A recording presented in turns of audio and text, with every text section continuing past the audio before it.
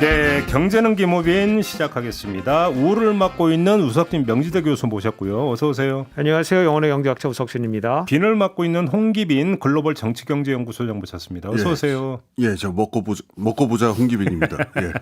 딱 캐릭터를 정하셨습니다. 네, 좋습니다. 어제 이 자리에서 아주 예고가지고 가셨던 공청회는 어떻게 잘 끝났습니까?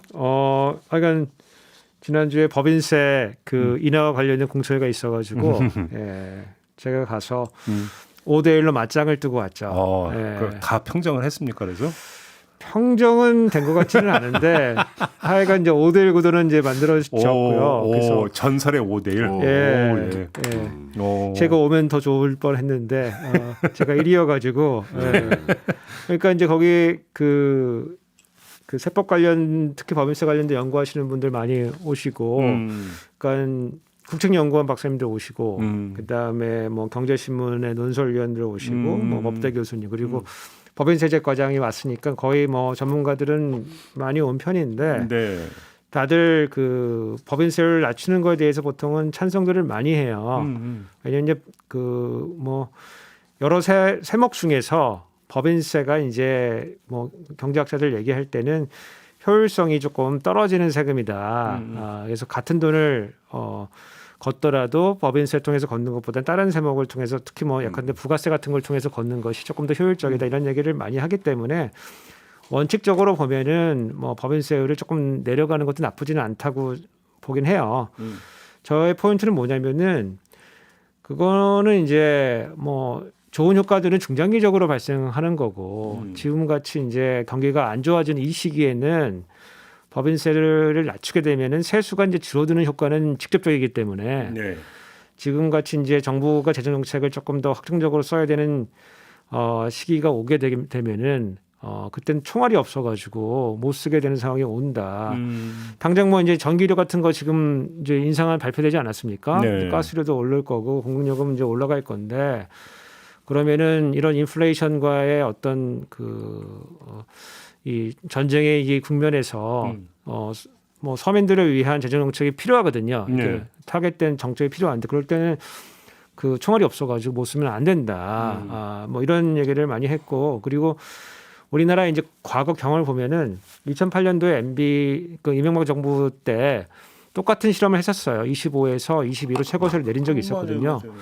근데 그때 경험을 보면은 기업의 소득은 늘어난 거는 맞는데 세수는 많이 줄어들었고 그 다음에 그렇게 발생한 기업 소득을 가지고 기업들이 투자나 고용이나 배당 이런 거 늘렸느냐 그게 신통치가 않았거든요. 그렇기 때문에 같은 보수 정부인 이제 박근혜 정부 때 이제 최경환 부총리 시절에 이른바 이제 기업소득 환류를 위한 3법이 도입이 되거든요. 그래서 기업소득 환류 세제가 도입이 됐었다라는 거를 상기해 보면은 지금은 좋은 시점은 아니다. 고 제가 이제 강하게 어떤 반대 토론을 했고 지금 뭐 나름 수확이 있었는데 원래 이제 그 정부는 사실은 긍정도 하지 않고 부정도 하지 않아요. 보통은 이런 우리는 뭐 사실에 근거해서 잘 따져보겠다 이런 얘기를 하는데 법인세제 과정이 와가지고 법인세 내렸을 때 세수가 감소되는 거는 맞다.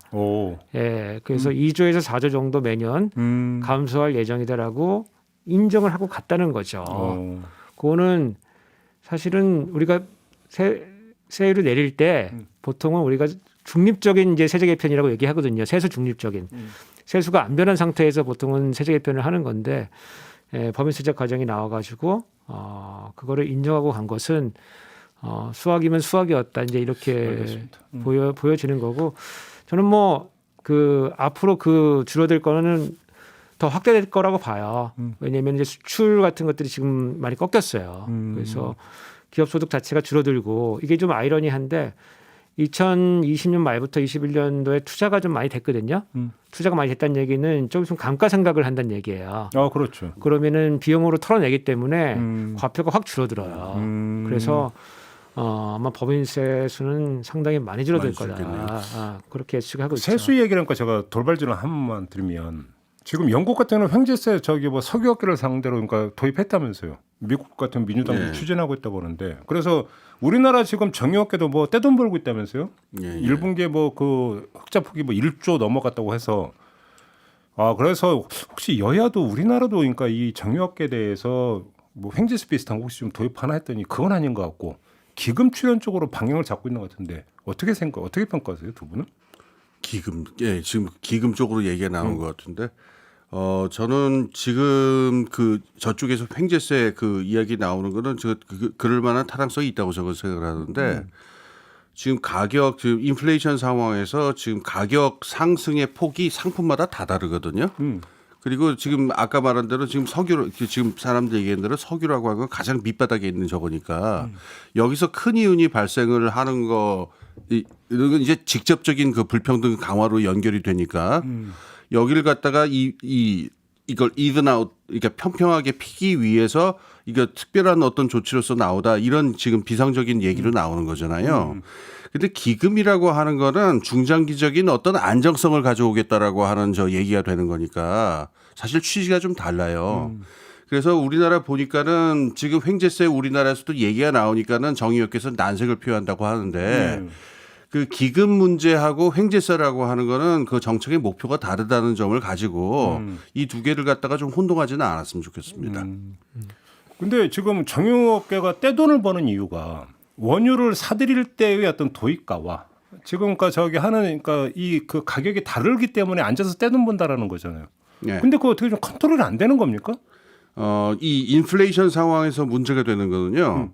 바로 그 점에 있는데 가격이 우리가 장기적으로 저걸 보면은 인플레이션율이 한 0%에서 한 3% 사이 그러니까는 일물가 인상률이 높지 않을 때는요. 상품들 사이에 가격 인상률의 편차가 크지 않아요.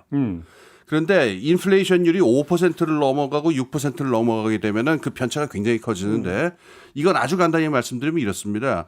인플레이션이 안정이 돼 있을 때 일종의 휴전 상태가 되기 때문에 힘이 있는 자라고 하더라도 함부로 가격을 올리지 못하거든요.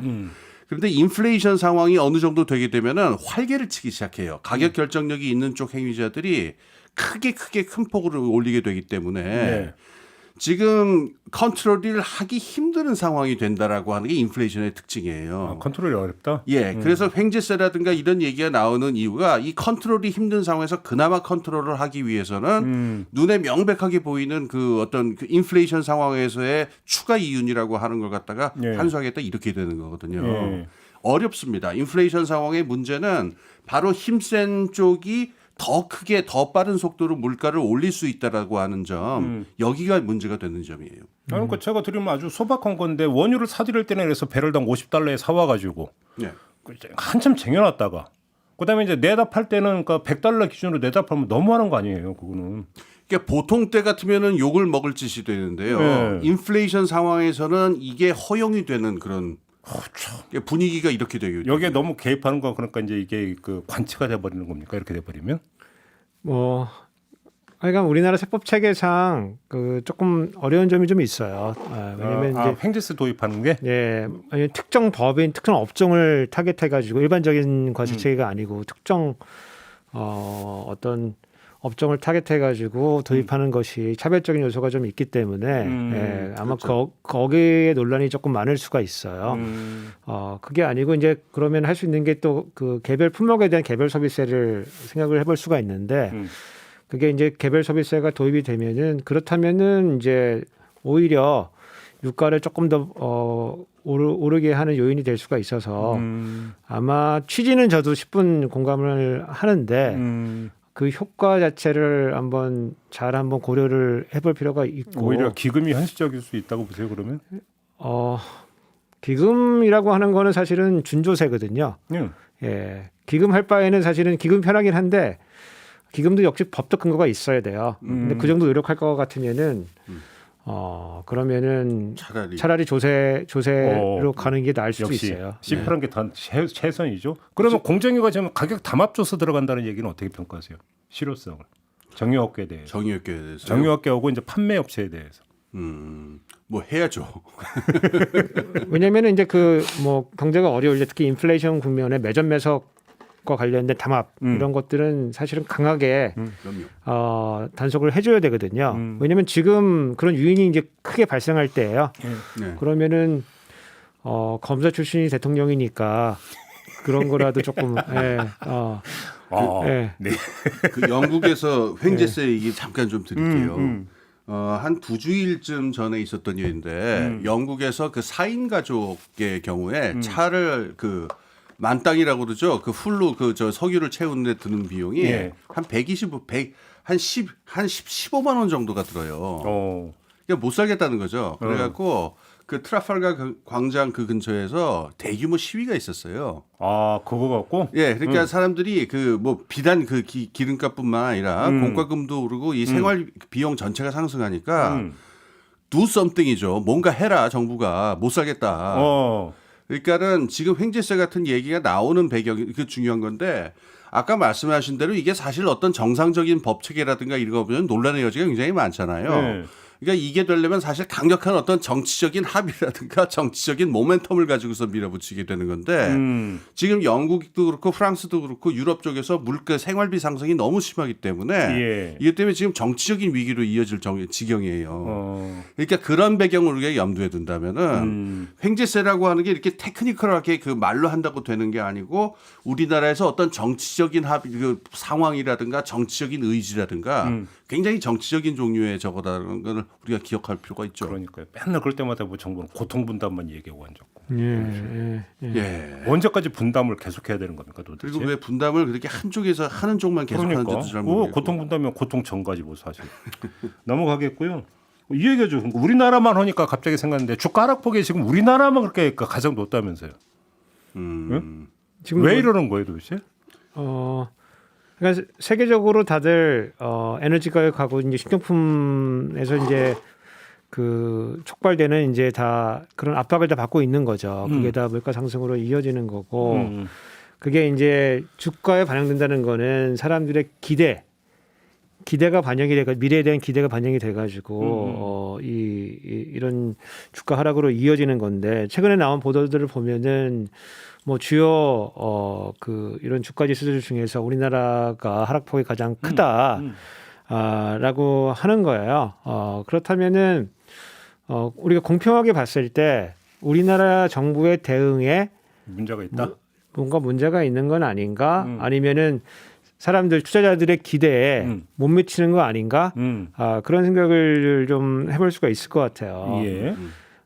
예컨대 이제 우리가 그 대통령도 뭐 이게 해외 요인이다 이런 얘기를 많이 했잖아요. 그리고 우리가 방법이 없다 이런 얘기를 했고 저희도 이제 그런 논의를 좀 했는데 이제 뭐 소비자 물가 지수가 지금 한 뭐 6%를 이제 뚫어가고 있는 지금 중이고 추경호 부총리가 아예 그러니까 뭐 전망을 했죠. 예, 부총리가 일요일에 나와가지고 뭐 7, 8월 6%를 보게 될 것이다.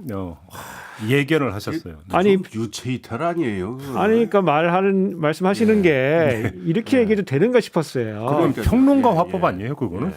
이게 무슨 영화에 뭐 중계방송 예. 그 스포츠 중계방송처럼 이게 무슨 영어 표현도 아니고 무슨 영어 표현에 페이스라고 하는 그런 표현이 있으니까 보게 될 것이다. 이제 뭐 이런 게 될 수도 있는데 들으면서 그러니까 니네 각오하라 이거잖아. 그러니까 그러니까 시장에서 평가해 봤을 때 물가가 한 6% 정도 되는데 근원 물가 지수 그러니까 에너지하고 식료품 뺀 거 그것도 3% 이상 가거든요. 그러니까 물가 인상의 절반은 해외 요인이지만은 또 절반은 국내 요인이 있는 거거든요. 그래서 어쩔 수 없는 부분과 우리가 해야 되는 부분 이런 것들이 나눠져 있기 때문에 국내에서 잘 충실하게 대응을 하면은 그리고 대응하는 모습을 보여주면은 우리가 기대를 어느 정도 이 정도 하고 끝나겠다. 이제 이런 그게 형성이 되는데 이제 그런 게 잘 안 보인다는 거죠. 예컨대 뭐 대통령이 최근에 무슨 경제 관련된 회의를 주재했던 얘기를 제가 뭐 경제정책 방향 발표할 때 그때 사진 한번 본 거 빼고는 거의 기억이 없는 것 같아요. 그러니까 지금 정치적 리더가 지금 저는 이 경제 문제에 있어 최소한 경제 문제에 있어서는 상당히 뭐 관심이 있는지 모르겠지만 액션을 보여준 게 없다. 그렇기 때문에 뭔가 책임감 있는 조치가 나오기가 좀 어렵다. 이제 이렇게 시장에서 보는 것 같고 동시에 이제 그 대통령이 뭐 권력을 유지하기 위한 여러 가지 사전 포석을 두고 있는 것 같은 경제에는 관심 없고 권력에만 관심이 있기 때문에 어떤 액션은 정부가 할지 모르겠다라고 하고 그러니까 시장에 기대 못 미치는 거죠. 오히려 기대는 없고 오히려 이제 그 불확실성만 더 크고 네. 그러다 보니까 이제 뭐 주가는 이런 데니까 좋은 영향을 미칠 수가 없다. 그러니까 주가 지금 떨어지는 거에 대해서 단기적인 요인이 있고 장기적인 요인이 있는데요. 뭐 백설이 난무합니다. 왜 이렇게 빠지는 거냐? 뭐 단기적인 거에서 제일 많이 하는 거는 이제 외국인들이 지금 미국에서 금리가 오르니까 우리나라에는 워낙 그 외국에서 들어온 돈들이 많았었는데 이게 빠져나가는 거다. 이 단기적으로 이게 있는데 중장기적으로 어떤 그 부정적인 요소가 있느냐면은 지금 전 세계적으로 왜 미중 갈등이라든가 이런 것 때문에 산업 구조가 많이 바뀌고 가치사슬 구조가 바뀌잖아요. 그렇죠. 근데 여기서 한국에 있는 그 한국 주식시장에 들어있는 주요 기업들의 스탠스가 애매하다.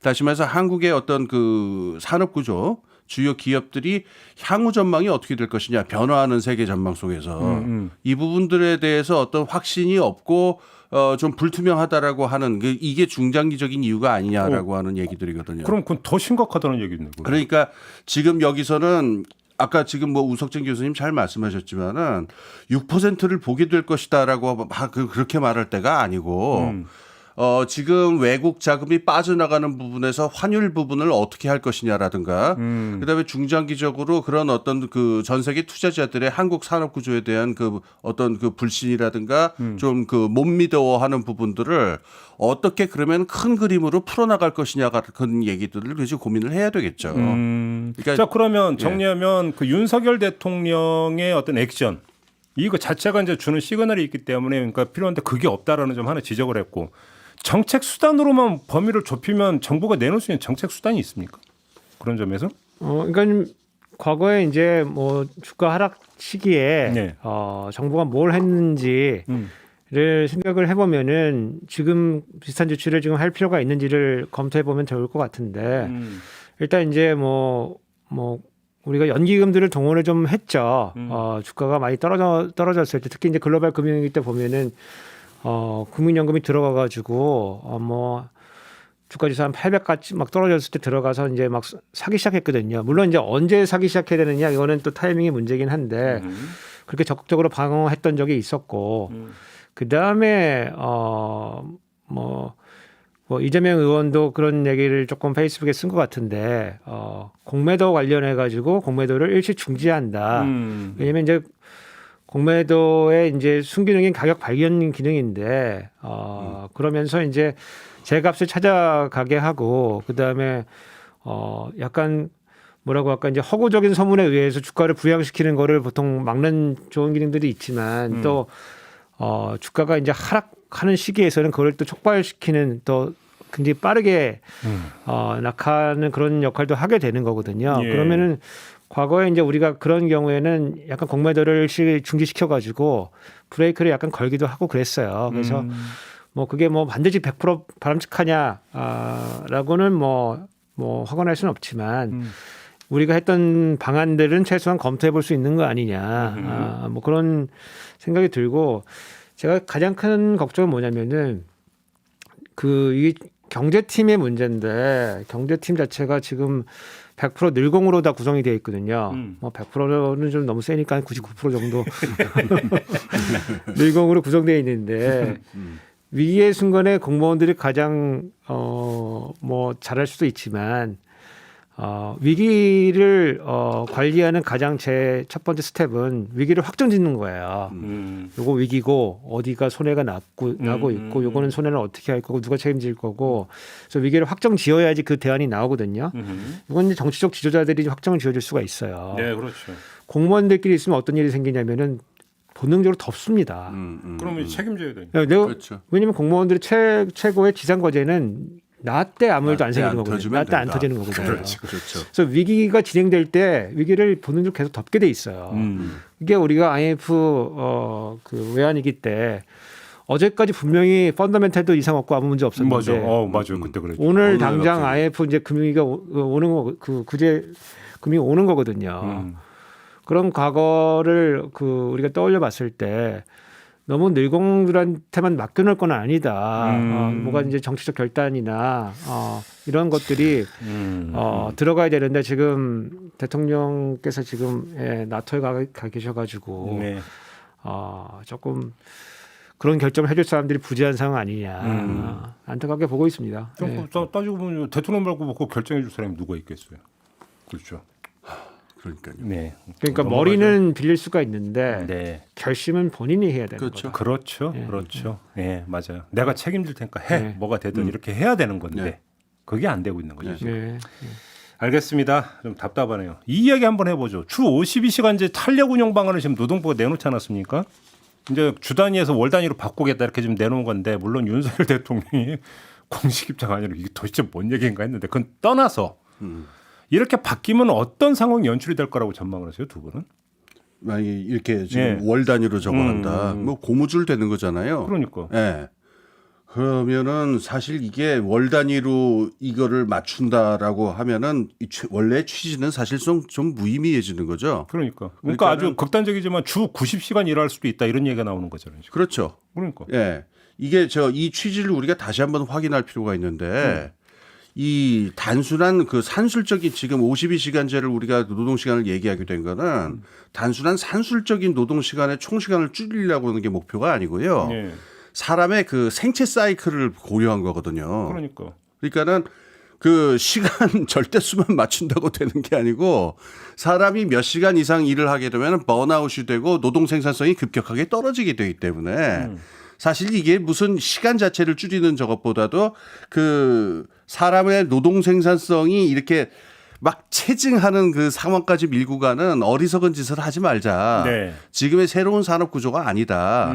새로운 산업 구조에서의 그 노동자들의 삶하고 그다음에 노동 생산성의 리듬하고를 해가지고 이걸 선진화시키자라고 하는 게 목표거든요. 네네. 이게 단순히 그 절대 시간을 줄이고자 이게 제한하는 게 아닙니다. 근데 이걸 갖다가 주 단위가 아니라 월 단위로 하게 되면은 그 시간을 결정하는 재량은 노동자한테 주어지지 않고 다시 사용자들한테 오게 되거든요. 그렇죠. 이게 처음에 문제의 핵심이었기 때문에 네. 노동자들 스스로에게 하루의 시간을 배분하는 재량을 그 좀 더 많이 주자라고 하는 취지였는데 이걸 월 단위로 하게 되면은 그 취지는 완전히 무색해지는 거거든요. 그럼 우리가 애초에 따졌던 거 그러니까 새로운 산업 구조에 맞도록 그 노동자들의 그 라이프 사이클 하루의 그 삶의 주기하고 노동 시간의 배분을 갖다가 스스로가 결정할 수 있도록 하는 거. 그래서 좀 선진적인 산업 구조로 나가자. 이게 다시 퇴행하는 거죠. 이건 좀 정말 무의미해지는 거라고 생각합니다. 우리가 이제 요 52시간 개정 전에 어떤 노동 시간을 규정을 했었냐면은 원래 이제 그 40시간 더하기 초과 근로 12시간에서 52시간에다가 우리가 일주일에 대한 해석을 고용노동부에서 토요일 일요일은 일주일에 안 들어간다 해가지고 토요일 일요일 추가적으로 8시간씩 일하면 16시간 해서 68시간까지 저희가 노동하던 그런 시대에 살았거든요. 그렇죠. 그런 시대. 그래서 요거를 이제 토요일 일요일도 사실은 일주에 포함되는 거니까 그걸 없애고 나서 이제 52시간으로 돌아온 거기 때문에 90시간 노동하는 그런 생각들은 참으로 기존과 비교해봐도 문제가 많은 생각이다. 이제 이렇게 들고 다만 후퇴도 엄청 후퇴가 되는 거죠, 그러니까. 네. 이제 사실 뭐 가능하지 않은 시간인데 그 이제 뭐 민간 무슨 기관에서 뭔가 뭐 연구를 좀 하겠다는 거 아니겠습니까? 네. 예. 근데 거기 그런 데서 뭐 그렇게 논의를 해도 되는 건지 모르겠어요. 법적 근거도 근데 없는. 아니 주당 90시간 일한다고 해서 거의 6, 70년 그러니까 잠자는 시간 조금 빼고 전부 다 그러니까 하루 종일 일만 시키는 그때로 돌아가는 거잖아요. 그 얘기가. 예. 제가 생각하는 거는 그러면은 뭐 노동자 중에서 일을 더 하고 싶은 사람이 있을 수도 있어요. 소득 때문에. 그렇다면은 할증하는 방식을 조금 더 지금 뭐 예컨대 초과 근로에 대해서 뭐 1.5배, 그러니까 50% 더 주게 돼 있고 뭐 이런 방식을 뭐 2배, 2.5배, 3배 이런 식으로 좀 더 강하게 더 가지고 그렇다면 노동자 일을 더 많이 하려고 할 거고 사장님은 자꾸 집에 가라 그럴 거고. 할증을 더 높이면 된다. 그러니까 거기에 이제 자발적으로 서로 그런 할증 부분을 잘 규정을 해놓으면은 이 안에서도 사실은 뭔가 그 노동자하고 뭐 사용자 사이에 어떤 답을 찾아갈 수 있을 것인데 할증하지 않고 그대로 놔두고 일하라 그러면은 우리나라 같이 노조가 거의 없고 뭐 노사협의라는 것도 사실은 잘 되어 있지 않은 그런 상황이고 특히 이제 IT 스타트업 이런 데는 규칙과 룰이 그 자체가 그렇게 약간 분명하게 선이 그어지지 않은 그런 상황에서 네. 상당히 불리한 상황에서 노동자가 일을 할 수밖에 없을 수가 있거든요. 그런 상황을 고려해서 우리가 강하게 지금 사실 규정을 넣어놓은 거죠. 그래서 지금 이대로 이렇게 논의가 되고 있는 거는 그 무슨 문제를 해결하려고 하는 건지 조금 어렵고 네. 예컨대 뭐 탄력 뭐 선택근로나 뭐 유연근무제 이런 것들이 잘 안 되고 있다고 하면은 그 안에서 조금 더 그 활용도를 높이기 위한 방안들을 연구하면 되는 거지. 요거를 뭐 아이디어 차원 넘어서 가지고 이렇게 구체적으로 장관이 이렇게 발표할 정도가 되면은 조금 사회적인 합의와 논의와 토론과 실질적인 증거와 이런 것들이 필요하다. 이렇게 보죠.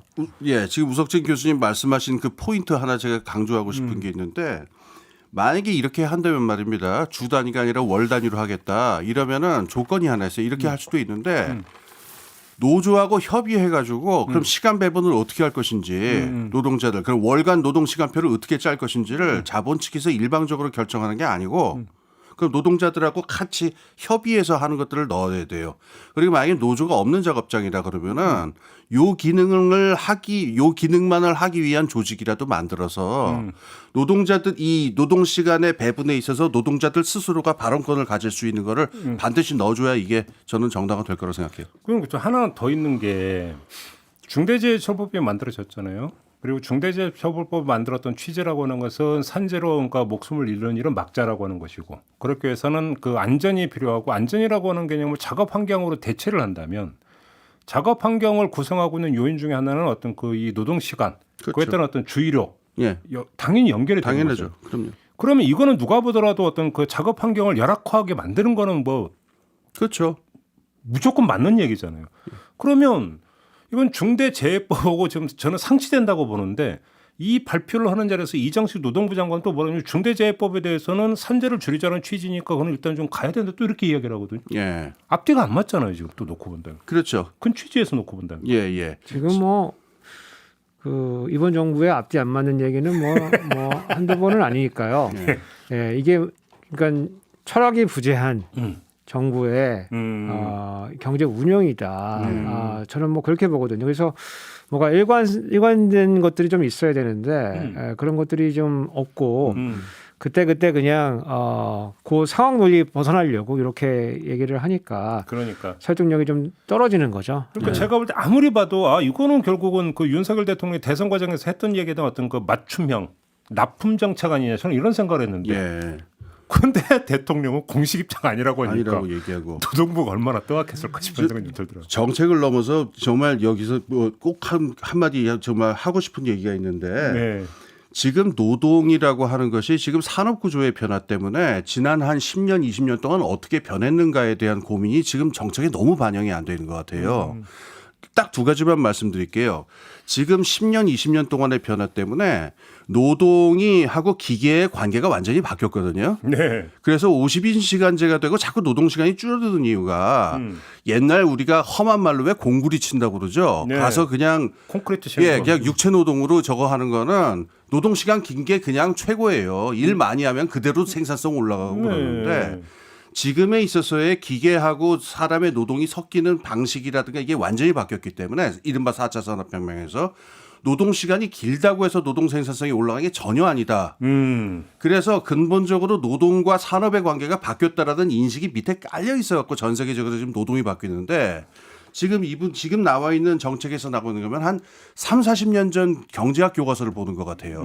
그 점이 있고 두 번째 더 심각한 문제가 있는데 미국에서 지금 그 대규모 사직서 Great Resignation이라고 하는 사태가 있었는데 지금 코로나 때를 기점으로 해서 미국이나 유럽이나 다 노동자들의 이른바 워라벨이라고 그러죠. 예. 일하고 그 자기 인생하고의 조화 문제. 이게 노동자들의 만족도라든가 장기적인 어떤 그 노동 숙련에 축적하는 게서 결정적으로 중요한 문제다라고 그래갖고 옛날 2000년대 초반처럼 막 밀어붙이는 식으로 시간으로 쪼개갖고 밀어붙이는 식으로 노동 정책을 펼치면 안 된다라고 하는 이게 지금 확산이 되고 있는데 이 부분도 지금 전혀 반영이 안 되고 또 30년 전 경제학 교과서로 지금 얘기를 하고 있단 말이에요. 네. 그래서 저는 지금 노동 정책하시는 분들이 최근 10년, 20년 동안 어떤 변화들이 있었는지 좀 감안을 하시고 이걸 노동 시간 문제라든가 워라벨 문제 같은 거에 어떻게 적극 반영할 것인가 좀 업데이트된 노동 정책을 해주셨으면 좋겠습니다. 네. 알겠습니다. 정말 철학이 없어서 앞뒤가 안 맞는다라는 말이 확 와닿네요. 알겠습니다. 조금 전에 속보가 하나 들어왔는데 추경호 경제부총리가 그 송경시 경총 회장 등과 지금 조찬 모임을 가졌나 봐요. 이 자리에서 뭐라고 이야기를 했냐면 임금은 기본적으로 노사 간 자율적으로 결정할 부분이라고 하면서도 다만 최근 우리 경제의 어려움을 감안해서 경영계에서는 과도한 임금 인상을 자제해주고 생산성 향상 범위 내 적정 수준으로 임금 인상이 됐으면 한다.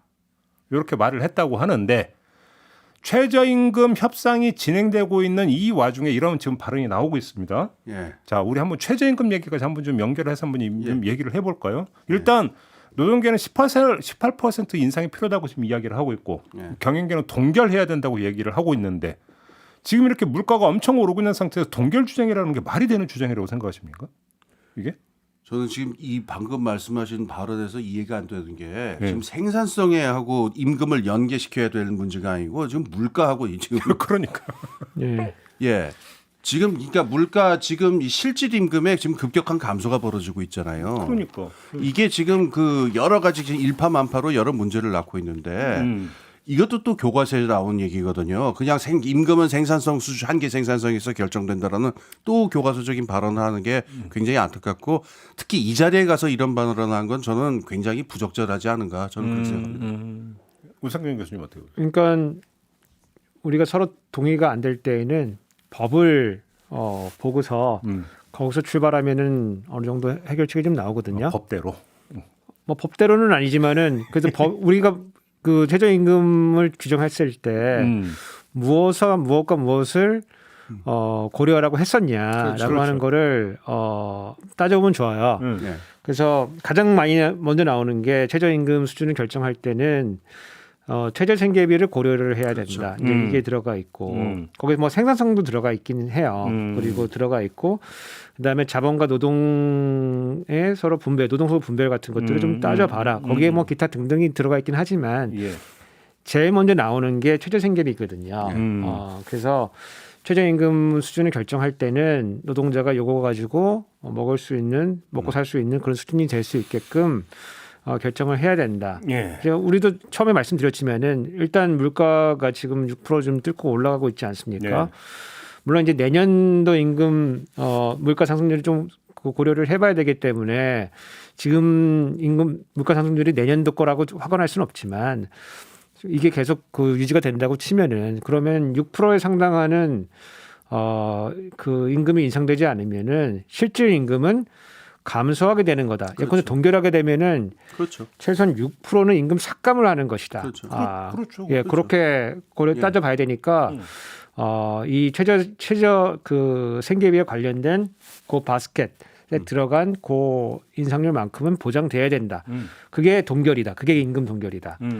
그리고 지금 그 지난번 이제 초과세수 53조 얘기할 때 네. 정부의 그 보도자를 보면은 무슨 문구가 들어가 있냐면은 기업의 성과가 너무 좋아가지고 법인세가 많이 들어왔다. 그러니까 법인이라고 하는 건 자본을 얘기하는 거거든요. 그렇죠. 그래서 자본이 돈을 많이 벌었다. 그 덕분에 세금도 많이 냈다.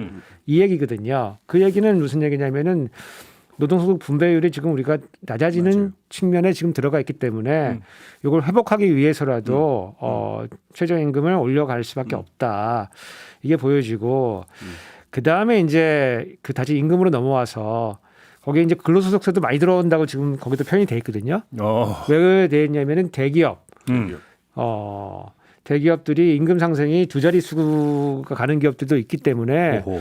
임금 상승률이 높고 우리가 아는 기업들도 보통 9% 10%씩 올렸습니다. 삼성전자니 뭐 이런 LG니 뭐 이런 데도 다 그렇게 많이 올렸고 상여금이 많이 나가기 때문에 그래서 근로소득세가 많이 들어오고 있다 그래.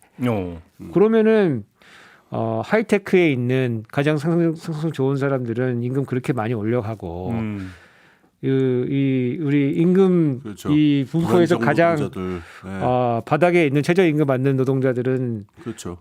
동결도 아니고 삭감 네. 실질적으로 삭감하라고 하는 것이 과연 부총리가 다니면서 이런 얘기를 하고 다녀도 되는 거냐 도대체. 그러니까 임금격차를 조금 전에 벌리자는 얘기도. 제가 전해드린 추경호 그 부총리의 발언 중에 뭐가 있냐면 대기업과 IT 기업 중심으로 높은 임금 인상 경향이 다른 데로 확산될 것을 우려하는 이런 발언이 있었거든요. 그 이미 다 지금 올라가 있는 거고, 예, 거기는 다 올라가 있는 거고, 지금 여기는 이제 조금씩 올려 붙여야 되는 거고, 예. 지금 뭐 하여간 9,000원 초반대, 9,160원인데 예, 올해가 뭐 몇 년 전에 우리가 10,000원 공약했던 시대가 있었거든요. 근데 그것도 아직 달성이 안 되고 있는 건데. 그 부분에서 저는 그 인식에 조금 문제가 있다고 생각을 해요. 왜냐하면은 우리나라 IT나 금융 부분에서 이제 고임금이 있다. 이건 맞거든요. 실제로 뭐 전에도 말했지만 우리가 판교 이쪽 가면은 부부 합산 소득이 막 3억, 4억 이렇게 되는 분들이 있어요. 예. 계세요. 예. 그러니까 훌륭한 분들인데 그러니까 능력 있는 분들이죠. 근데 우리나라 산업구에서 지금 임금 격차가 왜 벌어지고 있냐면은 우리나라의 노동시장을 보면은 아주 부가가치가 높은 그야말로 IT 최첨단 IT라든가 금융이라든가 이런 부분도 있고 한 30년 전, 40년 전부터 있었던 굉장히 낙후되고 이런 그 전통적인 산업 부분들 있죠. 그러니까 부가가치가 굉장히 낮은 부분까지 이게 굉장히 넓게 펼쳐져 있어요. 그래서 지금 여기서 고임금이 어느 한 부분에서 고임금이 발생하는 게 쉽사리 확산될 성격의 일이 아니고 지금 우리가 걱정해야 되는 거는 고임금이 확산이 되는 걸 걱정하는 게 아니라 저임금, 이 임금 격차가 갈수록 벌어져 가지고 이 높이 올라가는 데는 2억, 3억, 4억 이렇게 쭉 올라가는데 지금 말씀하신 대로 그야말로 최저임금 받으면서 사시는 분들은 갈수록 이것까지 동결되면서 더 상황이 안 좋아지고 불평등이 더 격화되는 건 이걸 지금 걱정해야 되거든요. 그러니까. 그 고임금이 그렇게 스필오버가 돼가지고 전체로 확산되면 얼마나 좋겠습니까? 그게 오히려 바람직한 거 아닌가요? 그러니까 그런 일은 안 벌어지고 오히려 반대의 일을 걱정해야 되기 때문에 그렇게 본다면은 최저임금 인상이라는 거는 제가 보기에는 해야 될 가장 필수적인 조치죠. 근데 지금 저희가 이야기를 하면서 물가 상승률 6%를 이제 그 시작점으로 이야기를 했잖아요. 근데 우리가 이제 체감할 수 있는 생활 물가로만 한정하면 상승률이 더 올라갈 거예요, 떨어질까요? 어떻게 보세요? 저는 훨씬 더 올라갈 거라고 생각합니다. 그러니까. 왜 그러냐면은 지금 아까 오늘 뭐 시간이 없어 길게 못하지만 보통 우리가 CPI 그러니까 소비자 물가 지수라는 거 있잖아요. 이게 일종의 평균이에요. 모든 그러니까. 바스켓 안에 들어가 있는 평균인데 이 표준 편차가 무지무지하게 넓어요. 그래서 우리가 많이 속는데 그래서 인플레이션 상황에서 물가가 빠르게 올라가는 상품들은 어마어마한 속도로 6%로 올라가는 게 아니라 때로는 한 40%로 올라가고 그래요. 미국에서는 지금 중고차 시장이 한 40%로 올라가거든요. 그래서 사람들이 실제 그 어떤 생활에서 갖게 되는 야채라든가 생필품이라든가 이런 것들의 그 상승 가격은요 완전히 들쭉날쭉입니다. 그래서 우리의 또 체감하는 물가를 6%로 생각한다. 이거는 그 CPI가 그 물가 지수가 가지고 있는 엄청나게 넓은 편차를 생각을 했을 적에 그건 합당하지 않아요. 그러니까. 훨씬 더 높을 가능성이 훨씬 큽니다. 그러니까 저가 조금 우려하는 상황은 뭐냐면은 최근 이제 기업 단체들의 이 최저임금에 대한 공격이 너무 심하다. 저는 그런 생각이 좀 들거든요. 지난 4월 달에도 한국은행에서 임금을 상승시키게 되면은 그게 물가로 한 4기 정도 이후에 뭐 연결된다. 이런 보고서를 내기도 했어요. 그것도 저도 이제 뭐 다 읽어봤지만은 뭐 지금은 그런 상황이 아니고 물가가 올라가기 때문에 오히려 임금 인상이 필요한 그런 인과관계인데 이게 뭐 임금을 올렸을 때 물가에 반영된다. 이거는 저는 뭐 딱히 이렇게 받아들이기 쉬운 연구는 아니에요.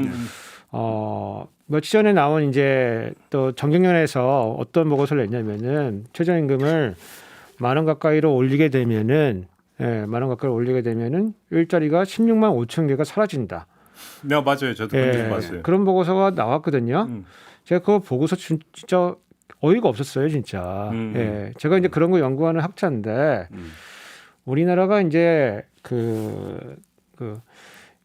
우리가 GDP가 1% 성장하게 되면은 일자리가 순증으로 한 10만 개 정도 늘어요. 예, 그래서 3% 정도 성장한다 그러면은 한 일자리가 30만 개 정도 늘겠구나. 물론 이제 최근에는 고용 없는 성장이 이제 지속이 되니까 그 관계는 조금씩 약해지는데 우리가 지금 2.7% 지금 성장하는 걸로 돼 있거든요, 지금.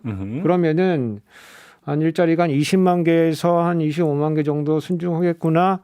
이렇게 생각을 할 수가 있는데 최저임금을 뭐 지금 9천 원 초반에서 만 원을 올리게 돼서 네. 16만 5천 개가 없어진다고 하면은 그러면 일자리의 상당 부분이 다 이것 때문에 없어진다는 얘기인데 그런 연구가 아마 좀 전문가들한테 검토시켰으면은 이게 너무 숫자가 좀 황당하다 이렇게 해서 안 나왔을 건데 지금 공세 측면에서 그런 것들을 제가 봤을 때는 충분한 검토 없이 내고 있는 것 같거든요. 그래서 기업 단체들도 너무 이렇게 특히 정경련 같은 경우에 조금 아무래도 조금 자제하면 좀 어떨까 이런 생각이 좀 들어요. 저도 굉장히 걱정되는 바입니다. 그 70년대에 있었던 경험인데요. 그 이른바 임금 인상과 물가 인상의 그 악순환 관계라고 하는 그게 있었어요. 그래서 임금이 오르니까 물가가 오르고 물가가 올라서 또 임금이 올라서 결국 다 망하는 거 아니냐. 70년대 영국에서 그런 논쟁이 많았었는데 그거는 이게 관건이 돼요. 선후 관계가 뭐냐 시간적으로. 그러니까 실질소득 감소가 먼저냐 아니면 임금 인상이 먼저냐라고 하는 거에서 저게 되는데 굉장히 논란이 많은 주제였고 그 당시에 그 어떤 경제학의 기법 자체도 그다지 발달하지 않았었기 때문에 확실하게 이걸 해볼 수 있는 방법이 모호했었는데 대신에 인플레이션이라고 하는 상황이라는 건 엄청난 그 부와 권력의 재분배가 벌어지는 상황이기 때문에 아주 첨예한 문제도 나타날 겁니다. 그래서 우석진 교수님이 지금 걱정하신 대로 자본 측에서의 어떤 이런 그 임금에 대한 공세 있잖아요. 이게 인플레를 낳고 인플레가 또 임금 인상을 낳아서 이렇게 망할 것이다라고 하는 이런 얘기가 앞으로도 끊이지 않고 굉장히 강력하게 지속될 가능성이 크기 때문에 이 예리한 쟁점에서 사회적 합의를 만들기 위한 그런 초미의 어떤 그 관심을 두고 준비를 하고 이게 굉장히 필요하지 않은가. 그러니까 저도 말씀 한마디 더 얹어 보자면은 지금 사실은 이 노동 측면에서 우리 대부분 다 노동자인데 노동 측면에서의 그 어떤 이 분위기가 굉장히 지금 우울한 분위기로 지금 가는데 그렇죠. 민주당과 정의당은 뭐 하고 있느냐 지금. 그러니까. 지금 뭐 네가 권력을 잡느니 내가 권력을 잡느니 이런 것만 할 때가 아니고 이런 그 전장에서 같이 문제 제기를 해주고 이런 이런 아젠다를 이끌고 가야지 맞습니다. 자기 지지를 되찾는 거지. 맞아요. 그래서 조금 뭐 국민의힘 여당이니까 뭐 노동자 편을 그렇게 많이 들어줄 기대하기는 좀 어렵고 이쪽에 노동을 대표하는 측에서 조금 강하게 버텨줘야 되는데 상당히 아쉬운 국면이다. 네. 근데 뭐 내부 분란에 좀 휩싸여 있어가지고 참. 그 핑계들 좀 그만 좀 댔으면 좋겠는데요. 지금 물가 때문에 괴로운 사람들 입장은요. 좀 험한 말을 써서 지금 똥끝이 타요. 그러니까 뭐냐면 저런 거 갖고 싸울 때냐 이 얘기를 하는 거죠. 그러니까 한번 시장 나가서 한번 장 한번 보라 그러세요. 정말 그냥 돈이 얼음처럼 녹아 없어지는 상황인 건데 거기서 뭐 내부 분란이 어쩌니 이런 얘기하고 있으면은 외계인으로밖에 안 보이죠. 뭐. 그러니까 오히려 이제 거기서 이제 정치와 어떤 거 삶의 어떤 괴리 이것이 이제 나타나는 거죠. 아무튼 그나저나 이제 최저임금위원회에서 이제 논의를 하는데 지금 노동계와 경영계의 입장하고 너무나 극명하게 갈리기 때문에 결국은 키는 이제 공익위원들이 지는 거 아니겠습니까? 그리고 공익위원들의 어떤 입장이라고 하는 게 결국은 정부의 입장으로 이렇게 간주가 되잖아요. 전 그래서 정말 그러니까 궁금해요. 어떤 방안을 내놓을지 공익위원들께서 참 괴로우시겠습니다. 제가 좀 잘 맞히는 편인데 그래도 공익위원이 지금 이번 정부에서 임명된 건 아니니까 그 점이 있습니까? 그렇죠. 제가 알기로는 이제 다 임기가 있는 거기 때문에 물론 그 뭐 공익위원이라고 하시는 분들 뭐 스스로 생각도 있겠지만은 또 정부와 또 같이 가는 그런 또 약간 공동운명체 같은 것이 있어가지고 걱정이 되긴 하지만 네. 그래도 한 뭐 더 가면 좋겠지만은 5~6% 선상에 최소한 거기다가 배수진은 치고 버텨줘야 된다 그 정도는 예, 좀 그렇게 뭐 될 것이라고 희망을 담아가지고 최소한의 희망을. 예, 5~6% 한다고 우리 경제 망하지 않습니다. 우리 경제가 망한다면은 뭐 정치 지도자들과 공무원들이 책임을 질 일이지. 뭐 최저임금 5~6% 올린 거 가지고 뭐 일자리가 없어진다 망한다 이렇게 할 계제는 아니라고 봅니다 저는. 예. 그러면 결국 5~6%면 그래도 10,000원이 안 되네. 10,000원 안 되죠. 예. 5~6% 인상이 된다 하더라도. 예. 알겠습니다. 시간이 많이 흘렀으니까 요거 근데 요 얘기는 좀 잠깐 해야 될 것 같아요. 네.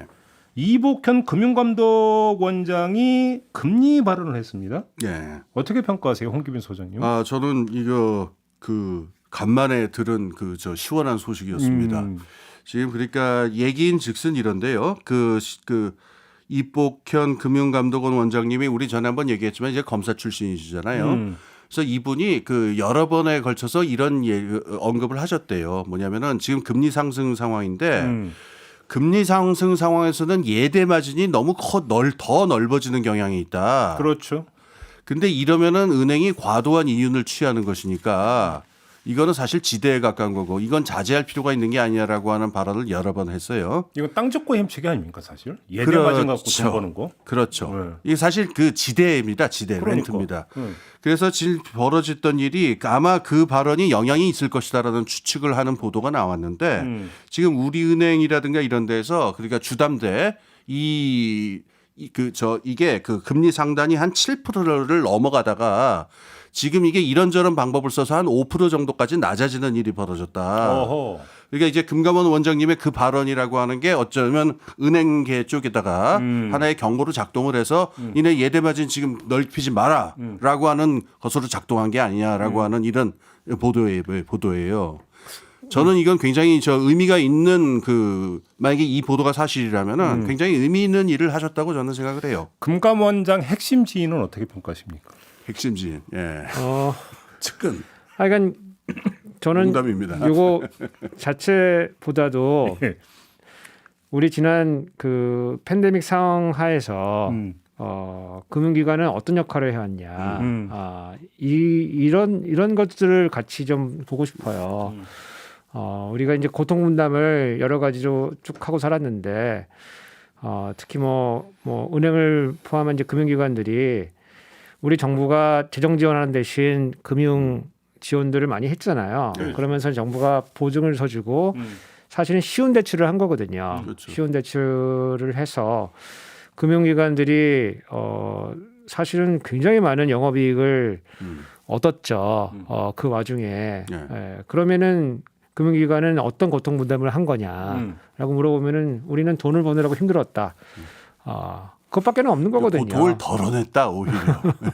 돈 버느라고 힘들었다. 돈 버느라 힘들었다. 아니 이거저거 다 떠나 지금 은행의 상당수는 국민들이 살려내준 은행들 아닙니까? 그러니까 은행의 이 부분을 좀 우리가 착목을 해야 돼요. 은행이라고 하는 기관이 이 성격이 도대체 공기관이냐 사기업이냐라고 하는 건 아직도 정확하게 규명이 안 돼 있어요. 그러니까 금융기관이라는 표현. 그렇죠. 은행은 사실상 파산하지 않습니다. 그건 왜 그러냐면은 국가가 보증을 하기 때문에 사실상 이는 다른 금융기관하고 다르게 리스크가 사실 없다라고 봐야 돼요.